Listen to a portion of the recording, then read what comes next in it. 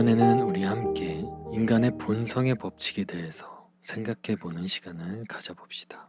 여러분, 우리는 우리가 살아가는 가운데 많은 사람들이 서로 다른 의견으로 논쟁하며 다투는 현장을 목격합니다. 그 중에는 흥미롭고 재미있는 논쟁도 있고, 때론 이해하기 힘들고 불쾌감을 주기까지 하는 모습도 볼 수 있는데요. 그런데 어떤 다툼이든 간에 그들이 다툼 속에서 주고받는 말들을 자세히 들어보면 우리는 아주 중요한 무언가를 발견하고 또 그 발견으로 인해 무언가를 깨닫고 배울 수 있게 됩니다. 자, 예를 들어 이런 다툼이 있다고 가정해 봅시다. 야, 넌 누가 너한테 이러면 기분 좋겠어? 또는 야, 거기 내 자리야. 내가 먼저 맡아놨어. 또는 걔 좀 내버려둬. 걔가 너한테 기분 나쁘게 한 거 없잖아. 또는 내가 너한테 선물을 줬으니까 너도 나한테 뭐라도 해줘야지.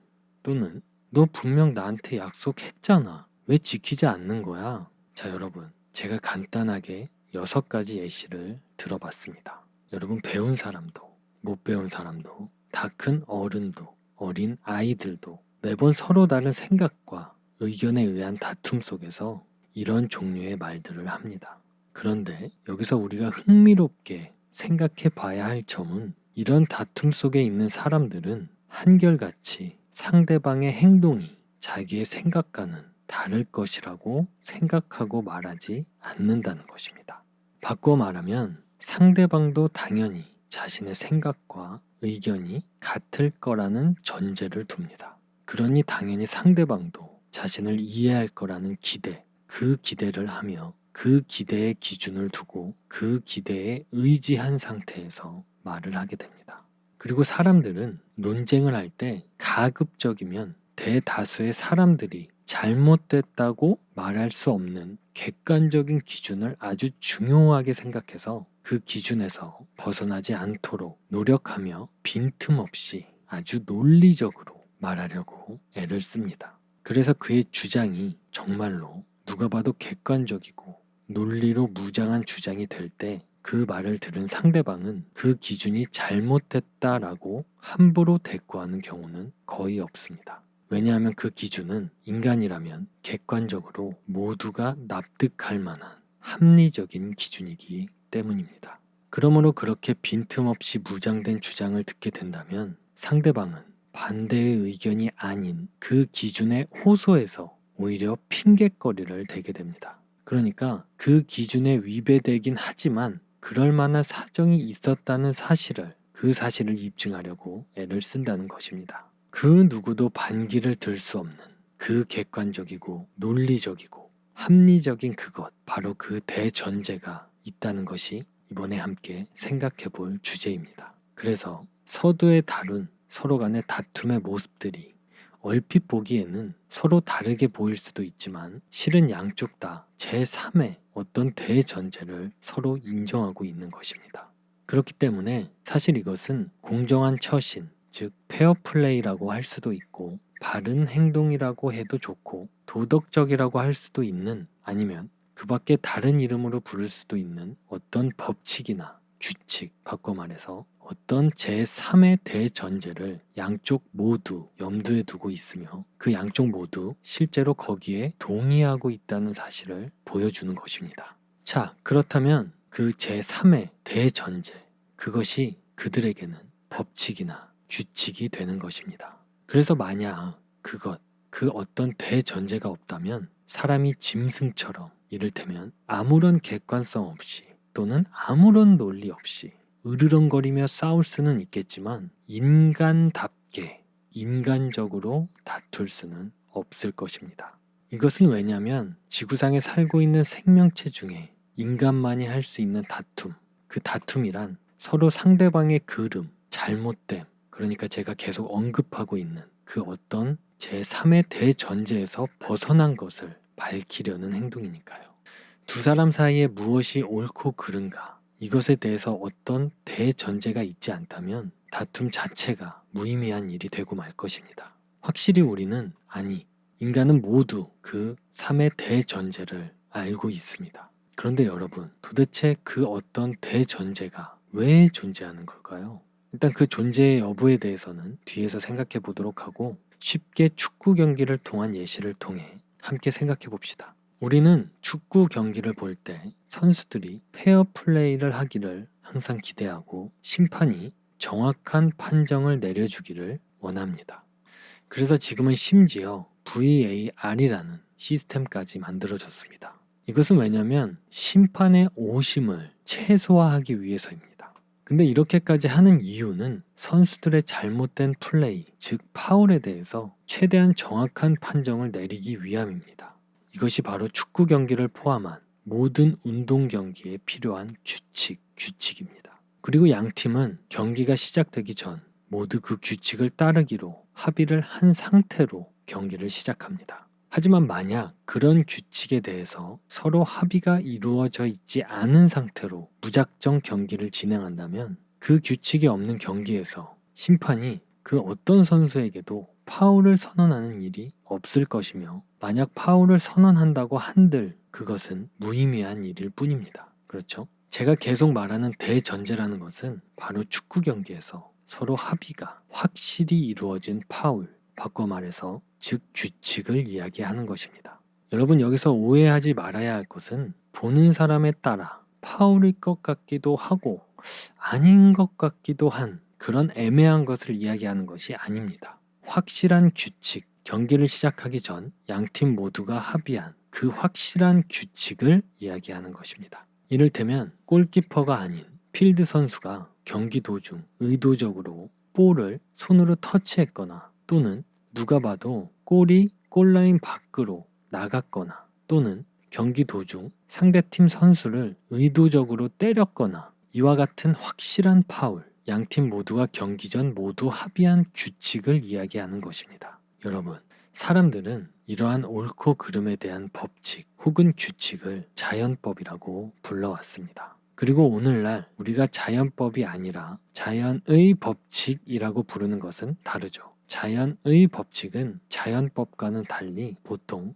중력의 법칙이나 유전의 법칙, 화학 법칙 등을 가리킵니다. 이런 것들은 과학의 범주 안에 들어가 있는 것들이라고 우리는 흔히 알고 있죠. 그러면 이번에는 우리보다 전 시대에 존재했던 사상가들의 생각을 한번 들여다보겠습니다. 우리가 살던 지금 현재가 아닌 전 시대의 사상가들은 옳고 그름에 대한 법칙을 자연법이라고 불렀습니다. 그들이 그렇게 부른 것에는 나름의 이유가 있었는데요. 그것이 사실상은 인간의 본성의 법칙이라는 뜻에서였습니다. 이것은 모든 물체가 중력의 법칙의 지배를 받고 또 모든 유기체가 생물학적 법칙의 지배를 받듯이 인간으로 분리되는 생물에게는 그들을 지배하는 또 다른 법칙이 있다는 것인데요. 인간들은 과학이라는 범주 안에 있는 중력이라는 법칙 같은 것에는 따를 건지 말 건지 선택할 수는 없습니다만 인간은 인간의 본성의 법칙에 따를 것인지 말 건지는 선택할 수 있다는 점에서 아주 큰 차이가 있다는 것이 그 사상가들의 생각이었습니다.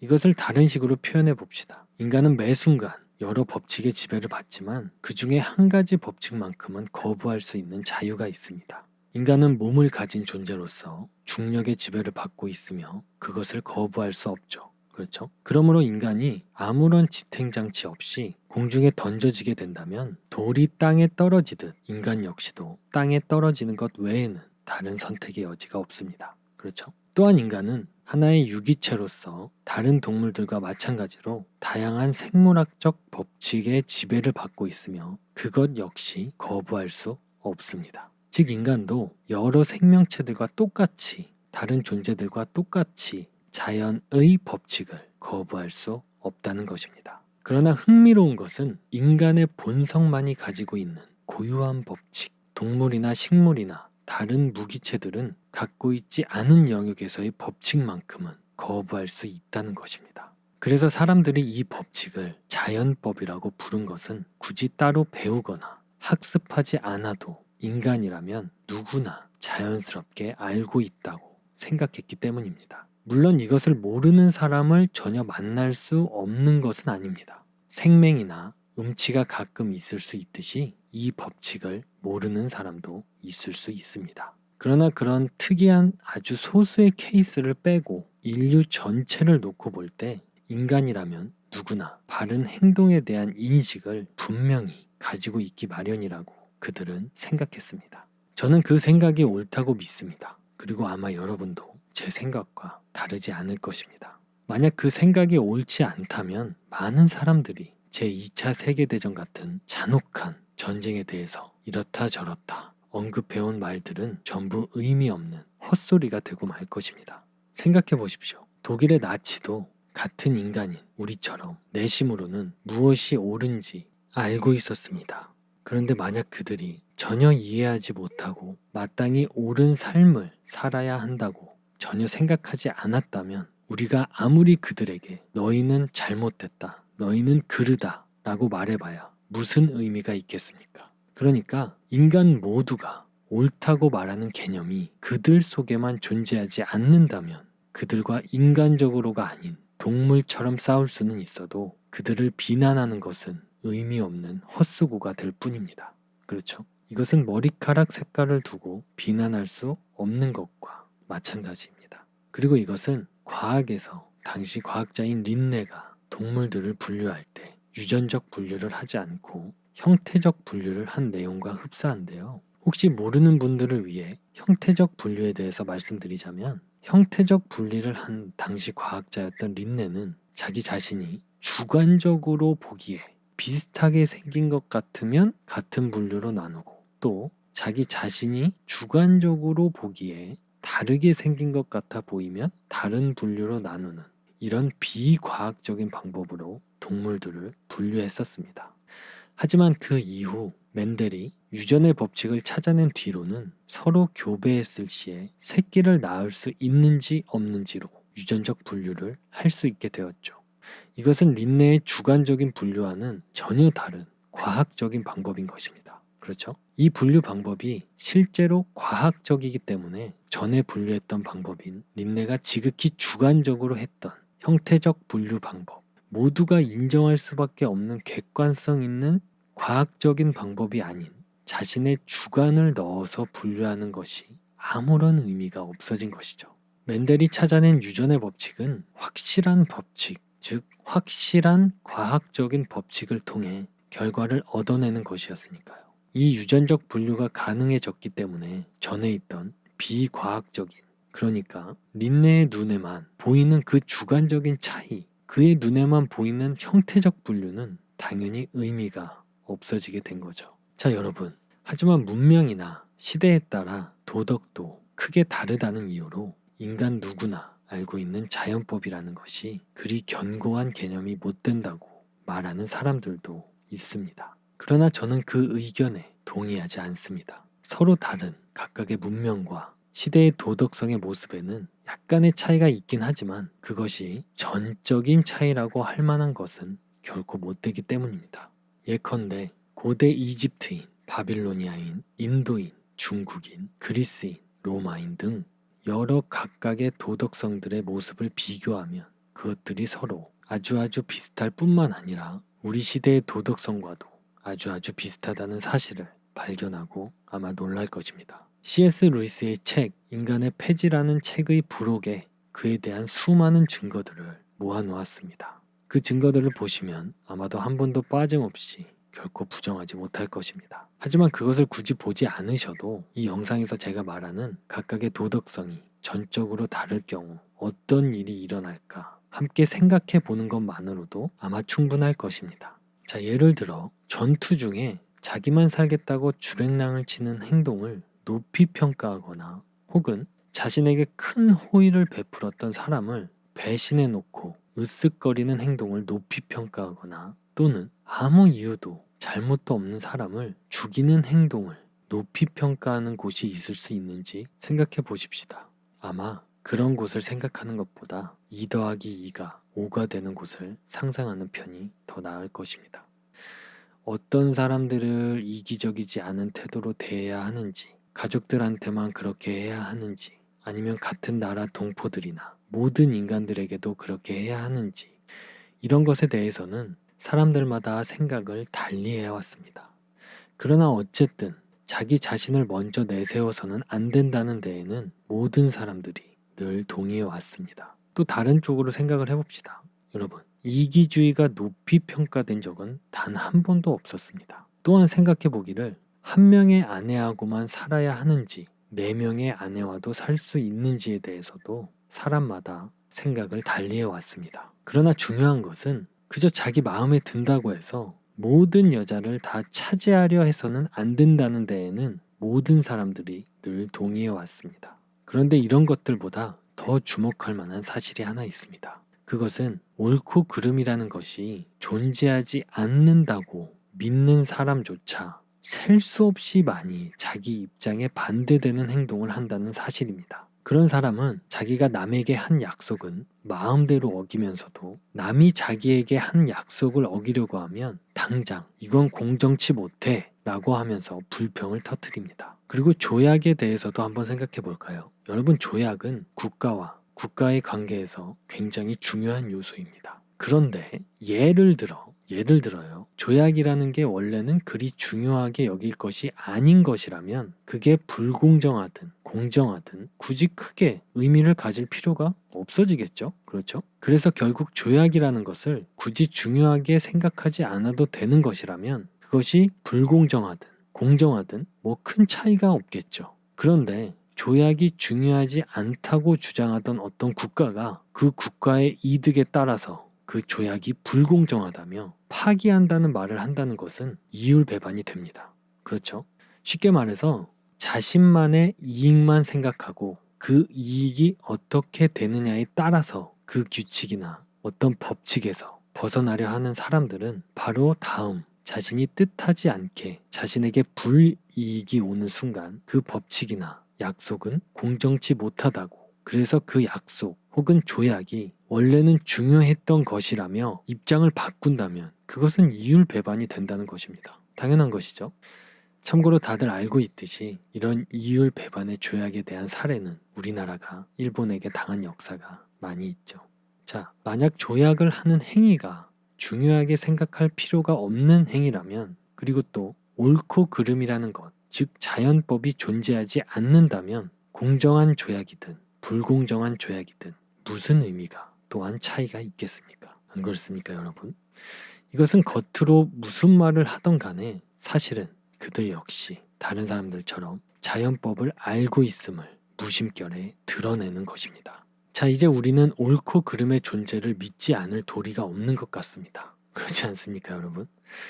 그런데 숫자 계산이 가끔 틀릴 수 있듯이 옳고 그름에 대한 판단도 가끔 틀릴 수 있습니다. 그러나 구구단이 취향이나 견해의 문제가 아닌 것처럼 옳고 그름도 단순한 취향이나 견해의 문제가 아닙니다. 여러분이 여기에 동의한다면 다음 요점으로 넘어가겠습니다. 하지만 혹시 여러분 가운데 예외가 있다면 양해해 주십시오. 이 영상에서는 그런 분들에 관한 이야기는 하지 않을 것이므로 그런 분들은 다른 영상을 보시기 바랍니다. 여기서 다른 분들이라 함은 예를 들면 아무런 이유도 잘못도 없는 사람을 칼로 찌르며 살인을 저지르고 있는데 나는 지금 참 옳은 행동을 하고 있어 라고 생각하시는 분들 같은 사람들 말입니다.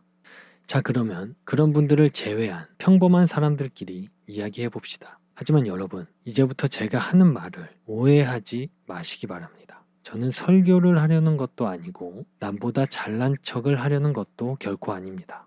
저는 다만 한 가지 사실에 주의를 모으고 싶을 뿐입니다. 그것은 우리가 이 해, 이 달, 아니 바로 오늘 나 자신이 다른 사람들에게 기대하는 행동을 나 스스로는 실천하는데 실패했다는 사실입니다. 우리는 이 실패에 대해 온갖 변명을 둘러댑니다. 예를 들면 이런 식으로요.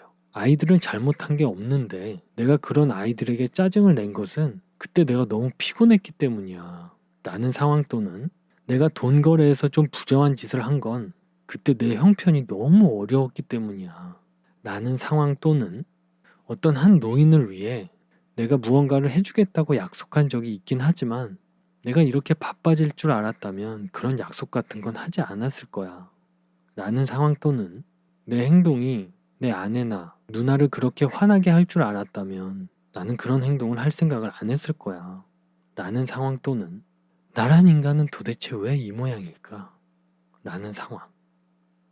여러분, 공감이 가십니까? 중요한 사실은 저도 여러분과 다를 바가 없다는 것입니다.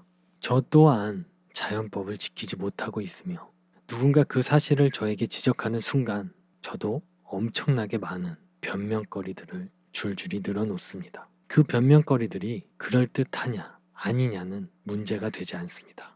중요한 점은 그 변명거리들이야말로 내가 싫든 좋든 우리가 자연법을 얼마나 깊이 알고 있고 심지어는 깊이 믿고 있기까지 한다는 사실을 보여주는 또 하나의 증거가 된다는 것입니다.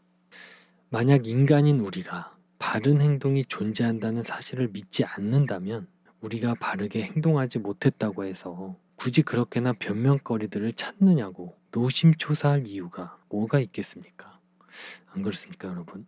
사실은 우리가 바르다라는 가치를 아주 깊이 믿고 있기 때문에 또 자연법의 압력을 강하게 느끼고 있기 때문에 자신이 그 법칙을 어기고 있다는 사실을 받아들이지 못한 나머지 어떻게든지 책임을 전가하려고 애를 쓰는 것입니다.